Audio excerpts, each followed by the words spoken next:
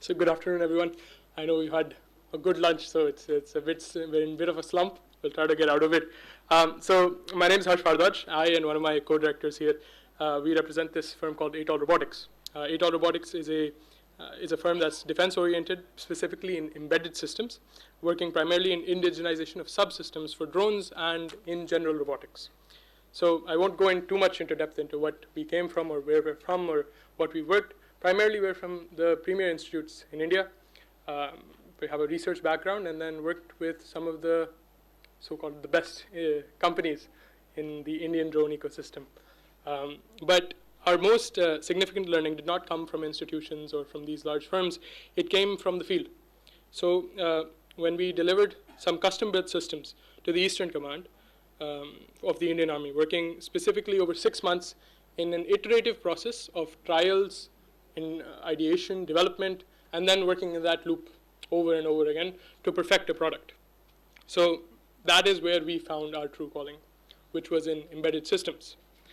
To explain a bit about what embedded systems specifically do, it's sort of like I know there are professors here and we have doctors and future doctors, but for a layman, an embedded system is sort of like a computer.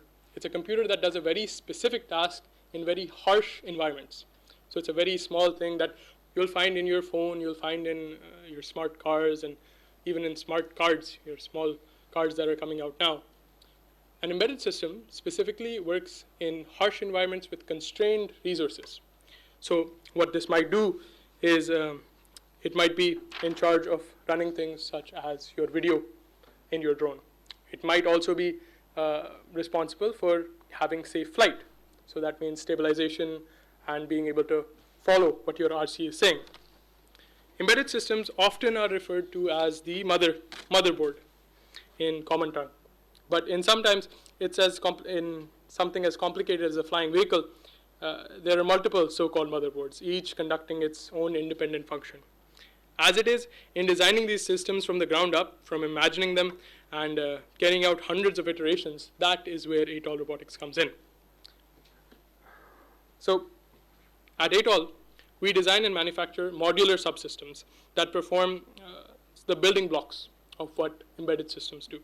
So these include custom flight controllers, video transmission systems, telemetry and communication modules, ground control interfaces, environmental protection of these subsystems, and then going into carbon fiber and other materials for chassis depending on each specific requirement that we really get to.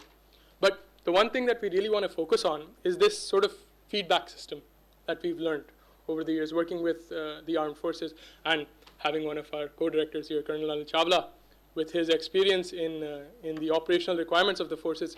We've been able to create this sort of system in which we start off by ideating, then going into the schematic, then layout, environmental proofing, and then the trials. And then more often than not, we'll get back to the ideation phase. Because the problems that the armed forces face are so versatile that it's almost impossible to see them ahead of the curve. As an example, what I can tell you is that one of our subsystems that was being delivered, we had a bear attack on it. Now, when you're sitting in a lab or when you're actually starting to devise a solution, you do not think of things like a bear attack or a bird attack or all these things that come into picture. So this loop of being able to go from ideation to trials and then finally to deployment is sort of a critical part of creating something that is actually usable. Now, when we come to the pitfalls of indigenization, a lot of people here have talked about making flight controllers, making VTXs, making a lot of these subcomponents, which I know that in this room you will find many people with this capability. The problem lies in the chip itself. So here, these are just two common chips that every single drone that you've ever flown will have.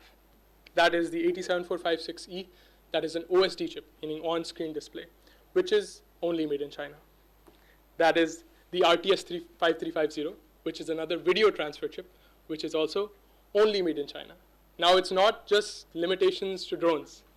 These chips are found in every single camera in this room, perhaps, every single security camera that you've deployed in your home, and every single camera that you see ever. That is the problem that we really have to tackle.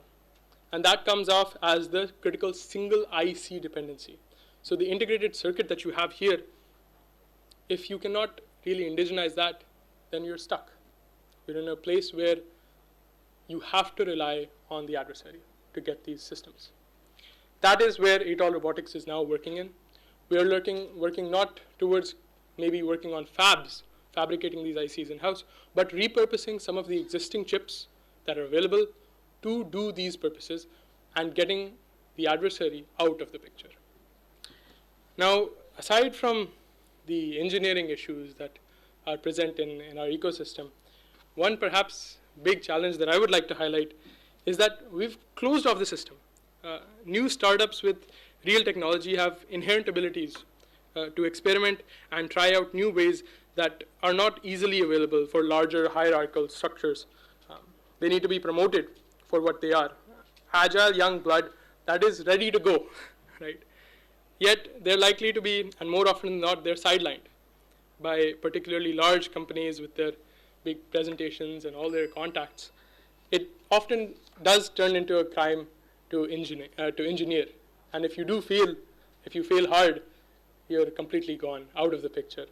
And that's where I think our problem lies. We need to decriminalize engineering, and we need to reform outdated security rules.